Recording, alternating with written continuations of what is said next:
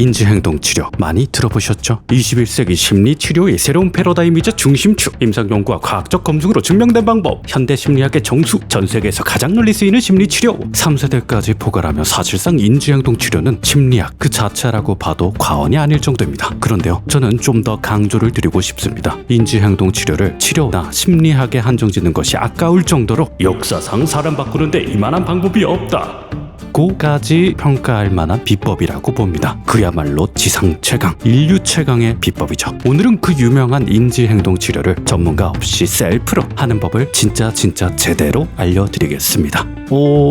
너무 위험하지 않냐고요? 걱정하지 마세요. 방식에 문제가 있다면 제가 책임을 지겠습니다. 어차피 인지행동 치료는 궁극적으로 스스로 셀프로 실천하도록 설계된 치료거든요. 전문가들 다 굶어 죽이려고 하네. 아니요, 아닙니다. 어그로 때문에 오해가 생기지 않도록 미리미리 강조를 드리겠습니다. 가장 좋은 방법은 뭐니 해도 전문 상담사를 만나시는 겁니다. 상담사님들 뒤에서도 계속해서 강조하니까 너무 걱정 마십시오. 저는 이게 왜 필요한지를 알려주기 위해서 온 거니까요. 사실은요, 심리 상담 받기가 참 쉽지가 않아요. 내가 상담을 받을 정도는 아닌 것 같은데 쉽고 귀찮기도 하고 겁도 많이 나고 발걸음도 무겁습니다. 게다가 비용은 한두 푼 하나요? 상담이 필요한지 진짜 도움은 되는지 하려면 어떻게 해야 하는지 아무것도 모르는 상태에서 맨 땅에 헤딩하는 일은 마냥 녹록지가 않습니다. 그리고 저는 앞서 설명했듯이 인지행동 치료는 딱히 치료가 아니더라도 모든 현대인에게 필요한 이야기, 삶의 꿀팁이 되어줄 이야기라고 믿기도 하고요. 그래서 오늘은 제가 임상의의 필독서라고 여겨지는 인지행동 치료 이론과 실제를 비롯 여러 권의 책들을 꼼꼼히 읽고 왔으니 편안하게 따라와 주시면 되겠습니다. 컴온! 인지행동 치료의 원리는 아주 간단합니다. 제가 자주 말씀드리죠. 우리가 생각하는 것에 따라서 세상이 다르게 보이더라, 다르게 느껴지더라 하는 말이요. 이건 원효대사 해골물이랑 비슷해요. 원효대사가 맛있는 물이라 생각을 하니까 정말로 맛있는 물이라고 느껴졌고, 해골물이라고 생각을 하니까 정말로 맛없는 물이 되지 않았습니까? 해골물도 이 정도인데 다른 건 오죽할까요? 물이 절반 정도 남은 상황에서 물이 반밖에 안 남았네 라고 생각하는 대신 물이 반이나 남았네 라고 생각한다면 기분이 좋아지지 않겠습니까? 이렇게 나쁜 생각을 좋은 생각으로 바꾸는 걸 두고 인지행동 치료라고 부릅니다. 자, 설명 끝!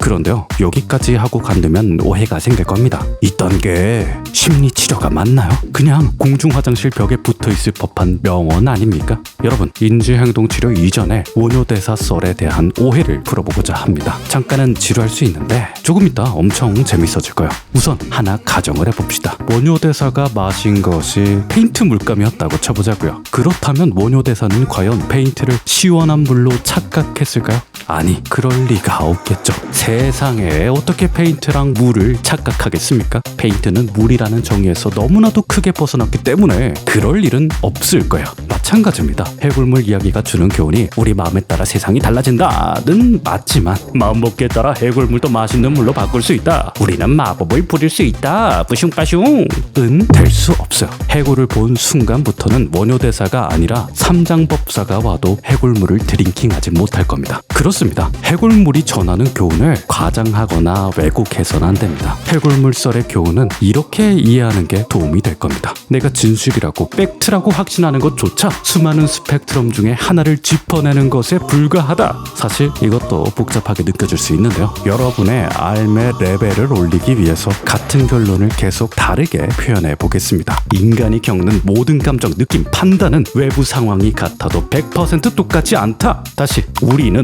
편견이라는 선글라스로 세상을 본다. 다시, 내 느낌은 외부 요인 플러스 내부 요인이다. 다시, 내 감정은 실제로 생긴 일 플러스 내 해석이다. 다시, 내 세상은 사실 플러스 판단이다. 당연한 얘기 아니냐고요? 그렇게 느끼셨다면 조금만 더 구체화시켜 봅시다. 여러분이 기분이 나쁠 때는 높은 확률로 망상 때문에 기분이 나쁜 겁니다. 혹시 기분이 나쁘신가요? 그것도 망상일 가능성이 높습니다. 심지어 심리학과 교수님조차도 아주 높은 확률로 망상을 해요. 당신이 정서적으로 건강하다면 망상의 비율은 20%에서 30% 정도일 거고요. 대부분의 현대인은 최소한 절반 정도는 망상 때문에 기분을 잡친다고 봐도 무방하죠. 실제로 우울증이나 불안증이 심한 사람은 대부분의 기분 나쁨이 망상 때문에 일어난다고 봐도 과언이 아닙니다. 네, 정말로 그렇습니다. 당신은 망상 때문에 기분을 망치는 거예요. 당연히 망상이라는 말이 조현병이다, 망상장애가 있다 이런 뜻이 아닙니다. 당분간은 심리학에서 하는 것처럼 망상 대신 인지 왜곡이라고 표현을 하겠습니다. 그리고 여러분이 받아들이기 힘들 수도 있으니 정의를 확실하게 하고 가겠습니다. 심리학에서 인지 왜곡이라고 하는 건 말이죠, 있지도 않은 일을 만들어낸다는 뜻이 아닙니다. 정확히 말하자면요, 다르게 판단할 수도 있었는데 굳이 나한테 해가 되는 판단을 내린 것을 두고 인지 왜곡이라고 하는 겁니다. 자, 앞에서 언급한 내용을 다시 말해보죠. 제가 앞서 느낌은 외부 요인 플러스 내부 요인이다, 감정은 실제로 생긴 일 플러스 내 해석이다, 세상은 사실 플러스 판단이다 라고 말했습니다. 요건 말 그대로입니다. 똑같은 일을 겪어도 우리는 개개인에 따라 다른 일이라고 느껴요. 예를 들어볼까요? 만약 알바생이 아주 띠꺼운 표정으로 여러분을 응대했다고 가정해 봅시다. 여기서 알바생 얼굴이 띠껍다는 건 팩트입니다. 응대가 불친절하다도 팩트입니다. 세상에서 실제로 일어나는 팩트죠. 그런데 결과는 다릅니다. 그러려니 하고 별 신경도 안 쓰는 A 같은 사람도 있고요, 알바생에게 크게 분노하며 클레임을 거는 B 같은 사람도 있을 거예요. 그렇습니다. 똑같은 사실을 보더라도 모두가 똑같은 반응을 내보이지는 않습니다. 사람마다 전혀 다른 결론을 내는 거죠. 그렇다면 우리는 B처럼 분노하기보다 A처럼 반응해야 하지 않겠습니까? 라고만 설명하면 오히려 혼란스러울 겁니다. 이건요, 미움받을 용기에서 나온 예시와 비슷하죠. 여러분이 A 같은 사람이라면 이 말을 아주 쉽게 이해하셨을 테지만 여러분이 A가 아니라면 이 말을 이해하기가 쉽지 않을 거예요. 당연히 B 입장에선 답답할 수밖에 없습니다. 아니, 저 상황에서 화를 내지 않는 게 더 이상한 거 아닙니까? 상대가 띠꺼운 표정을 지었으니까 그에 맞춰서 마땅히 반응을 한 거 아닌가요? 네, 맞습니다. 팩트예요. 나에게 띠꺼운 표정을 짓는 건 기분 좋은 일이 아닙니다. 팩트죠. 내가 당하면 대갚아주고 싶은 마음이 듭니다. 팩트죠. 삶이나 감정 표현에 정답도 없습니다. 팩트죠. 그렇게 B는 죽을 때까지 자신의 분노가 마땅했다고 믿어 의심치 않을 겁니다. 그래서 필요한 것이 바로 원효대사 해골물 예시입니다. 지금부터는 여러분이 B였다고 가정을 하고 좀 더 집중해 봅시다. 알바생에게 분노하며 소리를 지르려던 당신. 그런데 갑자기 알바생이 휴지를 들고 허겁지겁 화장실로 뛰어갑니다. 그 순간 분노는 사라집니다. 화를 불같이 내던 B도 10중 8구 똥이 마려웠던 거구나 하면서 머리를 긁적일 거예요. 여기서 응대가 불친절했다, 나를 띠꺼운 얼굴로 쳐다봤다는 팩트는 어디에도 사라지지 않았습니다. 그런데요, B의 분노는 순식간에 사라집니다. 그 알바생은 단 몇 초 만에 천하의 몹쓸 놈에서 순박한 청년으로 바뀌죠. B의 사고 패턴을 들여다보면 이해가 쉽습니다. 팩트는 변하지 않았습니다. 그대로요. 하지만 고작 똥이 마렵구나 라고 판단이 바뀌니 놀랍게도 분노가 싹 사라집니다. 신기하지 않습니까? 아니, 화장실에 뛰어간다는 사실이 없으면 충분히 화를 낼 수 있는 거 아니? 네, 그렇죠. 마찬가지로 이성적으로 생각한다는 사실이 있으면 화를 내지 않을 수도 있습니다. 이게 무슨 말이냐고요? 좋습니다. 다시 처음으로 돌아가서 봅시다. 알바생이 당신을 띠껍게 쳐다보는 상황. 사실 실제 사람들은요, A나 B처럼 극단적으로 행동하지 않아요. A와 B 중간 어디쯤에 위치합니다. 그러나 장담하건대 대부분은 B보다는 A에 훨씬 가깝게 행동하죠. 대부분의 사람은 비슷한 일을 겪어도 B처럼 분노를 표출하진 않습니다. 이건 우리가 알바생한테 안 좋은 일이 있었나 보다 하고 천사 같은 판단을 내려서가 아니에요. 그냥 왜 저러지 정도의 판단에서 굳이 더 나아가지 않기 때문이죠. 그렇습니다. 우리는 알바생이 왜 띠꺼운지 모릅니다. 그게 진짜 진실이에요. 알바생은 급동이 마려운 걸 수도 있고, 이별 통보를 받아서 우울한 걸 수도 있고, 갑자기 집에 우환이 든 걸 수도 있습니다. 이렇든 저렇든 우리는 알바생의 마음을 모릅니다. 그러니 표정이 띠꺼운 이유를 모른다가 가장 마땅한 판단입니다. 그렇지 않습니까? 하지만 분노를 터뜨리는 B 같은 사람의 판단은 다릅니다. 아주 높은 확률로 이렇게 판단을 하는 거죠. 얼굴이 띠껍네? 나를 우습게 보나 보다. 얼굴이 띠껍네? 시비를 거나 보다. 이렇게 보면 뭐가 문제인지 바로 보이시죠? 당연히 알바생이 B를 무시하고 우습게 봤을 수도 있습니다. 하지만 이성적으로 생각하면요, 알바생 개인에게 안 좋은 일이 있었을 가능성이 훨씬 더 높지 않겠습니까? 아니, B처럼 판단하는 게 뭐 큰일인가요? 네, 큰일입니다. 부정적인 판단은 10중 8구 현실이 되기 때문이죠. 보실까요? 다시 한번 알바생이 띠꺼운 표정을 짓는 상황. 여기서 당신이 B처럼 판단해서 알바생에게 한마디 했다고 칩시다. 저기요. 예? 왜 그런 식으로 쳐다보는데요? 아, 사장 나와보라 그래요. 아씨, 왜 10이야? 방금 뭐라고 했어요? 당연히 칼은 칼로 돌아오는 법입니다. 상대도 사람이니까 당신이 공격적인 말을 하면 마땅한 반응을 내보이겠죠. 이 단계에 와서는 알바생이 똥이 마려웠든 아니든 그 어떤 것도 중요해지지 않습니다. 알바생은 정말로 시비를 걸었으니까요. 그래요. 대부분의 사람은 싸우지 않았을 상황에서 치고받고 소리치는 싸움으로 키운 B는 마땅히 화를 낼만 했습니다. 그리고 B는 주장할 겁니다. 세상이 자신을 억까하며 항상 자신에게만 불행한 일이 닥친다고 말이죠. 여러분, 이제 잘못된 판단을 인지왜곡이라고 부르는 이유를 아시겠죠? 인간은요, 사회적 동물입니다. 우리는 누구나 사회에 잘 적응하고 싶죠. 미움받기 싫고 욕먹기 싫고 불행하고 싶지 않습니다. 모든 인간은 진심으로 그러기를 바랍니다. 하지만 인지왜곡은요, 사람들에게 왕따 당하게 하고 미움받게 하고 욕먹게 하고 불행하게 만듭니다. 심한 경우에는 감옥이나 병원에 끌려가게 하죠. 그래서 심리학은 선택할 수 있다면 그 누구도 선택하지 않을 판단을 인지왜곡이라고 부르는 겁니다. 그래요. 여기서 중요한 포인트가 있습니다. 인지왜곡은요, 고의로 하는 게 아니에요. 여러분, 자기 감정을 조절하고 판단을 선택할 수 있다면 세상 그 누구라도 마땅히 이너피스를 선택할 겁니다. 하지만 대부분의 인지왜곡은 우리가 심사숙고해서 선택하는 개념이 아닙니다. 사람에 따라서는 전혀 의식하지 못할 정도로 자동적으로 순식간에 이루어지죠. 아니 그러면 어쩌란 말이? 너무 걱정 마세요. 다시 한번 떠올려 봅시다. 우리는요, 알바생이 똥이 마렵구나 하고 판단을 수정하는 순간, 내가 내린 판단이 망상이었구나 아는 순간 순식간에 분노가 가라앉는다는 사실을 깨달았습니다. 그래요, 판단은 고정된 게 아닙니다. 우리는 판단을 수정할 수 있어요. 자동적으로 내린 판단도 수동적으로 고칠 수 있습니다. 그렇게만 하면 끌어오르는 감정도 마음껏 조절이 가능합니다. 저 사람이 똥이 마려울 수도 있었다는 작은 가정만으로, 그 사실을 인지하는 것만으로 우리의 감정은 빠르게 통제되죠. 이게 바로 인지행동 치료입니다. 아마도 직접 해보시면 깜짝 놀라실 거예요. 정말 터무니없을 정도로 효과가 좋거든요. 그런데 이렇게 망상을 수정하는 게 쉽냐? 아니요, 아주 어렵습니다. 내 생각이 인지왜곡인지 아닌지를 구별하고, 혹시나 인지왜곡이라면 어떤 식으로 바꿔야 하는지 전부 이해하는 일은 쉬운 일이 아닙니다. 그러나 걱정하지 마세요. 유형을 참고하시면 크게 어렵지 않을 겁니다. 이미 전문가들이 오랜 연구와 실험을 통해서 인지왜곡할 때 이렇게들 하더라, 이럴 때 보통 망상이더라 하고 미리 정리해 놓은 내용이 있거든요. 당위적 명령, 임의적 추론, 긍정격하, 어쩌고 저쩌고 하는 개념들이 이미 인지왜곡 유형이라는 이름으로 깔끔하게 정리되어 있습니다. 유형을 하나하나 다 기억해야 하나야. 그럴 리가요. 우리 같은 비전문가가 유형들을 하나하나 다 기억할 수는 없습니다. 우리는요, 그저 나쁜 감정이 생길 때마다, 부정적인 감정이 생길 때마다 유형들을 눈으로 보고 직접 하나하나 비교하면 돼요. 이렇게 하면 인지왜곡을 어렵지 않게 찾을 수 있습니다. 자, 바로 실전으로 알려드리겠습니다. 저는요, CBT 생각일기라는 어플로 인지행동 치료를 합니다.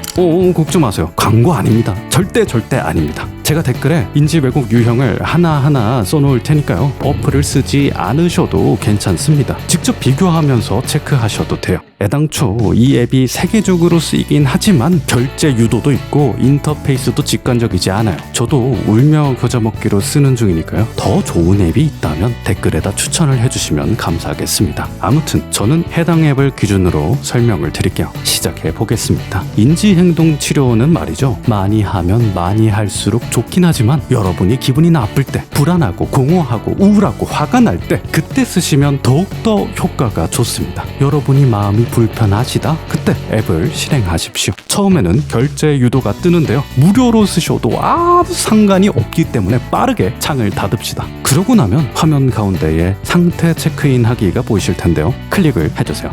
그리고 감정과 활동을 가볍게 체크해 주시고요. 그 다음 자세히 설명하고 싶으신가요? 에는 당신에게 어떤 일이 있었는지 간단하게 적어주시면 됩니다. 짧아도 괜찮고요. 바쁘실 때는 비워두셔도 괜찮습니다. 일단은 예시로 하나 적어볼게요. 남자친구가 연락이 안 돼. 상황을 적으셨다면 생각 분석하기를 클릭합시다. 그러면 이제 질문이 나올 거예요. 본인에게 도움되지 않는 생각을 하고 있나요? 가장 중요한 파트입니다. 지금부터는 당신이 뭐 때문에 기분이 나쁜지, 그래서 무슨 생각을 하게 됐는지를 적으시면 되는데요. 지금부턴 고민을 굉장히 많이 하셔야 합니다. 이게 익숙해지면 금방금방 적을 수 있는데요. 처음에는 내가 뭐 때문에 기분이 나쁘지? 내가 지금 무슨 생각을 하고 있지? 를 파악하는 게 굉장히 어렵거든요. 그러니 최대한 내 마음을 솔직하게 들여다보고 분석해보고 추리해 보셔야 가능합니다. 어려워하실 분들에게 하나 야매 팁을 드리자면요. 처음에는 유치하면 유치할수록, 짧으면 짧을수록 진실에 가까울 가능성이 높습니다. 예시를 하나 들어볼까요? 방금 남자친구가 연락이 안 되는 상황을 예시로 들었으니 그 상황을 이어가서 생각을 적어보겠습니다. 연락이 안 되네. 이제 내가 싫어진 게 확실해. 헤어져야겠다. 자, 어떤가요? 엄청 극단적인 인지 왜곡처럼 보이죠? 그런데 생각보다는 아주 흔한 케이스입니다. 여러분, 우리가 해당 인지 왜곡을 그대로 내버려 둔다고 가정해 봅시다. 그러면 어떤 일이 생길까요? 해당 망상을 진실이라 믿는 순간 우리의 뇌는 구체적인 증거들을 더 모아낼 겁니다. 어쩐지 데이트할 때 표정이 안 좋더라니, 어쩐지 얘기를 할 때 안 맞더라니, 미래 얘기에 부정적이더라니. 이렇게 점점 망상은 현실이 되어 갑니다. 머릿속엔 남자친구와 싸웠던 일들, 안 좋은 일들만 떠오르게 되고, 이는 권태와 이별의 증거로 차곡차곡 쌓일 테죠. 하지만 우리는 지금 인지행동 치료를 하고 있지 않습니까? 얼른 정신 차리고 어플에서 계속을 눌러봅시다. 그러면 이런 질문이 나옵니다. 그 생각 속에 실제와는 다르게 왜곡된 생각이 포함되어 있나요? 이제부터 당신은 인지 왜곡의 유형들을 살펴볼 수 있습니다. 지금부터는 당신이 적은 망상과 비교하면서 하나하나 체크를 해보시면 돼요. 한번 봅시다. 해당 망상의 경우에는 어디 보자. 우선은 상황을 최악으로 인식하기가 포함되겠죠. 이별이라는 극단적인 상황을 떠올리기에는 연락 안 되면 너무나 소소한 문제니까요. 또 이분법적 사고, 바로 결론으로 넘어가기도 체크할 수 있습니다. 나에게 소홀하면 내가 100% 싫어진 것이라는 가정이 판단 안에 들어가 있으니까요. 또 자기 감정에 휩싸여서 내린 결론이기 때문에 감정적 추론도 체크. 좋았던 일은 축소하고 안 좋은 상황만 부각시켰기 때문에 부정적 확대해서 긍정적인 상황 최소화하기, 긍정적 생각 걸러내기 또 체크해야겠죠. 자, 어떤가요? 이런 식으로 망상의 유형들을 하나하나 비교 분석하면서 우리가 어떻게 현실을 왜곡했는지, 내가 얼마나 과민 반응을 했는지 확실하게 알 수 있겠죠. 이제 어플에서 계속을 누르신 뒤 내가 했던 망상을 더 나은 생각, 현실에 가까운 생각으로 수정을 하시면 끝이 납니다. 이렇게요. 아니야, 어제 데이트 좋았는데? 남친은 나를 계속 사랑한다고 했는데? 그러고 보니 남친이 어제 피곤하다고 했는데 피곤해서 자는 거 아닐까? 지금 당장 내 감정만으로 추측하지 말자. 애당초 헤어질 일이 아니야. 난 아직 남친을 좋아하잖아. 하지만 여러분, 아무리 열심히 하려고 해도 앞서 말씀드린 것처럼 턱하고 막히는 구간이 생깁니다. 아무리 고민해봐도 제가 왜 기분이 나쁜지를 모르겠어요. 라고 하실 가능성이 높거든요. 전문가 없이 셀프 치료를 도전하는 여러분이 반드시 마주하게 될 벽이기 때문에 다시 한번 강조드리겠습니다. 여러분, 정말로 꼼꼼히 분석하셔야 합니다. 나는 별것도 아닌 일로 화가 날 수 있다는 진실을 명심하세요. 언제 어떻게 감정이 생겼는지, 진짜 감정의 원인은 뭔지 객관적으로 살펴보는 게 중요합니다. 그런데 그래도 도저히 모르겠다. 그러면 그냥 기록만 해두십시오. 내가 이때 화가 났었구나만 적어두세요. 그렇게 두었다가 나중에 사건의 공통점을 분석하다 보면 진짜 원인을 찾을 수 있을 겁니다. 진짜 원인이요? 네, 제가 늘 말씀드렸죠. 인간에게는 각자마다 믿음이 있다고요. 인간의 판단은요, 믿음을 통해서 나옵니다. 그리고 판단에 문제가 있을 때는 10중8구 믿음에도 문제가 있기 마련이죠. 예를 들어 봅시다. 만약 물이 반밖에 안 남았네. 하지만 이걸로 기분이 나빠지는 건 망상이야. 라는 식으로 망상 수정하기에 성공했다고 칩시다. 다시는 같은 상황으로 화가 안 난다고 칩시다. 그런데 만약 물이 아니라 커피를 마실 때 똑같이 기분을 잡치거나 음료가 아니라 밥을 먹을 때 똑같이 기분을 잡친다면 이런 경우 망상을 수정하는 의미가 없을 겁니다. 이 사람의 진짜 문제는 물이나 커피 같은 글자가 아니니까요. 이 사람 삶의 신념, 믿음이 문제니까요. 디테일을 봅시다. 자, 고작 물 정도로 화를 내는 사람이라면요, 마음 깊숙한 곳에는 아주 높은 확률로 세상은 불공평하다, 나는 항상 피해자다 하는 핵심 믿음이 있을 가능성이 높습니다. 이런 믿음은요, 별거 아닌 것처럼 보이지만 사실은 우리 삶 전체를 뒤흔드는 강력한 믿음이죠. 남친 예시로 다시 한번 설명해 봅시다. 남친이 잠깐 연락이 안 됐다는 이유로 이제 내가 싫어졌나 보다. 헤어져야겠다. 라고 생각하는 사람의 마음에는 부정적인 핵심 믿음이 있을 겁니다. 안 좋은 상황을 만드는 핵심 믿음은 보통 뭐뭐는 안 좋다는 식이죠. 그러니 아마도 높은 확률로 나는 사랑받을 자격이 없다, 다른 사람은 믿을 수 없다, 세상은 위험하다 같은 핵심 믿음을 가지고 있을 거예요. 그리고 해당 핵심 믿음은 삶 전체의 룰을 만들어낼 겁니다. 이런 식으로요. 상대가 내게 끊임없이 좋은 반응을 보여야 내가 사랑받고 있다는 증거가 된다. 상대가 나를 싫어한다면 상처받기 전에 곧바로 관계를 끊어야 한다. 이런 if나 규칙 같은 믿음을 두고 심리학은 중간 믿음이라고 부릅니다. 자, 그러면 이해가 딱 되시죠? 안 좋은 핵심 믿음이 안 좋은 중간 믿음을 만들어내고, 안 좋은 중간 믿음이 자동적으로 망상을 만들어낸다. 요렇게 이해를 하시면 됩니다. 이런 과정을 알아두고 나면 나는 지금 어떤 믿음을 가졌는지도 조금씩 알게 될 겁니다. 그러고 나면 망상을 찾는 것도 크게 어렵지 않을 거고요. 더 나아가 인지행동 치료를 할 때 망상과 더불어서 믿음도 수정을 할 수 있겠죠. 방식은 똑같습니다. 유형들을 살펴보면서 망상을 좋은 생각으로 바꿨던 것처럼 안 좋은 믿음도 좋은 믿음으로 바꾸면 됩니다. 관계를 끊어내는 건 최후의 수단이야. 나는 사랑받을 자격이 있어 하는 식으로요. 하지만 여러분, 중요한 건 뭐다? 인간에게 망상은 당연하다는 진실을 기억해야 한다는 겁니다. 망상은 당신이 이상한 사람이라서 겪는 일이 아니에요. 정도의 차이가 있을 뿐 인간이라면 누구나 겪는 일입니다. 해당 진실을 먼저 아셔야 합니다. 그러니 망상이나 믿음을 바꾼답시고 나 왜 이럴까? 왜 이러냐? 멍청하게 라고 하시면 절대로 안 돼요. 특히나 이게 과도할 정도로 반복이 되다 보면 어느 순간 무력감이 들 수도 있어요. 나는 왜 이렇게 오랫동안 나아지지 않지? 이렇게 문제가 반복적으로 일어날 때는 오히려 스스로의 망상을 수정하고 논리로 스스로를 마구마구 두들겨 패는 것보다 망상을 두고 나는 지금 이런 생각을 하는구나, 나는 이렇게 느끼는구나 하고 지켜보는 것이 더 도움이 됩니다. 내가 가진 믿음과 나는 다르게 행동할 수 있다는 진실을 이해하는 거죠. 혹은 내 생각이 맞을 수도 있지만 어쩌면 망상일 가능성도 있지 않을까 하고 한 발짝 물러나도 되고요.